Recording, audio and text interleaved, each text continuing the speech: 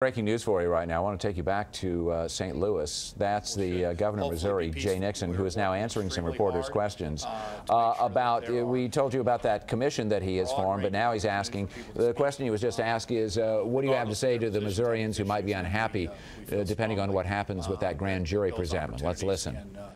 Again, be played out in the next few days, next few weeks, or whatever the time frame is. Now, as far as the buck, I mean, your governor, the buck always stops with me. I mean, but it's important to note this is a team effort, and we've got a very strong team in place working around the clock to make sure we are prepared to keep people safe and protect constitutional rights no matter what the grand jury decides or ultimately the Department of Justice. You know, as governor, it's my responsibility to keep the people of Missouri safe, and that's a responsibility I take very seriously. But as I said before, this is a team effort, while you know, I signed the orders at the top. It's important that especially the folks out in the front lines embrace the training they've had over the last 100 days, as well as in their careers, so that they can be actively involved in keeping the peace and allowing folks to speak. Yes, sir. And we got plenty of time. We got plenty of time. Yes, sir. Yeah. I'll come back. Trouble answering that yesterday about whether the buck stops with you. What's your hesitation? I mean, immediately after signing an executive order calling up the assets of the state, quite frankly, I thought it was relatively obvious, the answer there. You know, clearly, when you're governor of the state of Missouri, you know, that's a question you wish you got more often. Yes, I'll come over here just a second. Yes, sir. For 101 days, people have been expressing to you what they see as the problems. Why does it take a commission and a year for you to address what they've already told you? Well, I don't think it's taken us a year or a commission. 2,000 young folks are going to be at work this summer in a special jobs program. Millions of dollars have been given by private businesses and others to help. Officers have gone through 5,000 hours of training. So a myriad of things have been going on to help strengthen the response and to protect people's right to speak. So.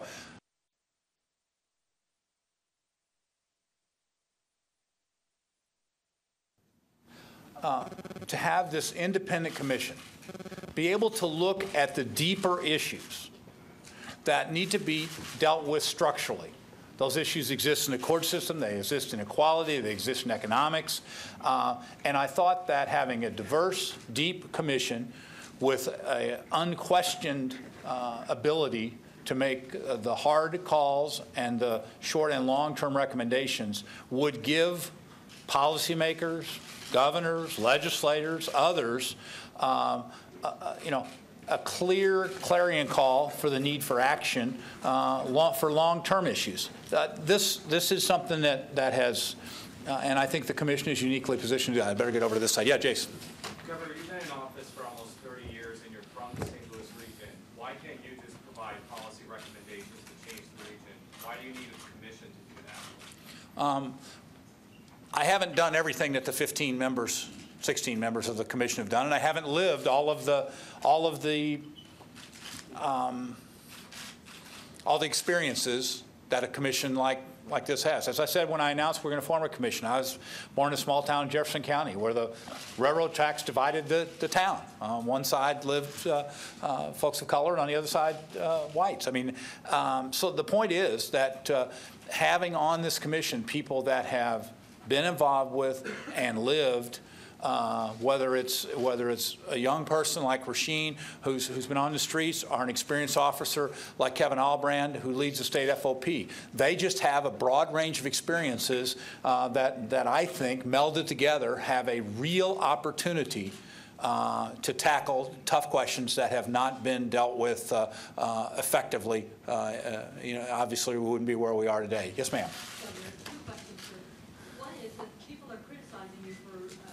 Calling in the National Guard so early before we actually have what is considered in their eyes an emergency. So it was a state of emergency before an actual emergency. What do you say to those people, sir? And what teeth does a commission have to actually make changes along the way? Well, two things. First of all, I have called the Guard out before, prior to the date. That's on natural disaster. I called the Guard out for a huge snowstorm. It was sunnier outside than than we see. So but I think really, as part of our ongoing efforts to prepare for any contingencies, it's necessary to have the resources in place in advance of any announcement of the grand jury's decision, which the prosecutors indicated will happen sometime in the second half of this month. We're now in the second half of this month. We want an orderly preparation here, and I think that having those folks in that place and ramping up now is the best way to do it. And your second question was? So what cases will the commission have to make some changes along the way, and what do you see those changes to be? Well, I think they're very empowered. I think they're independent. I think they're committed, and I think they are led by 16 leaders. I also was heartened by the number of policymakers that were with us today. Almost 24 legislators, a number of other elected officials here, stand ready to hear the specific recommendations that these folks made. And quite frankly, before a majority of these folks wanted to serve, when I had a chance to talk to them, they wanted to make sure that we would do everything we could to push the full power behind the thoughtful ideas that come out of this. So the bottom line is that we need their help. But ultimately, the strength of these ideas and the commitment of all of us, and when I say all of us, 16 people here just represent the issues. One governor just is the governor now. Ultimately, these are issues that run deep in our community. They run deep in this country.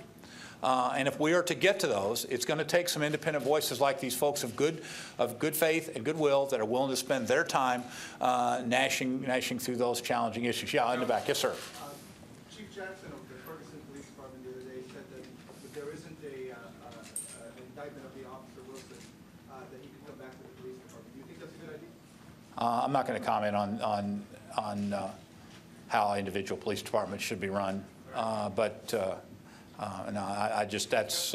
that's not the issue. Yeah, Kev. Question about if the grand jury does not indict Officer Wilson, assuming there are good police on one side and protesters on another, how worried are you about all this chatter about radical groups that could come in here and they want to start a fight, they want to see bloodshed? Do you think this thing could wheel out of control?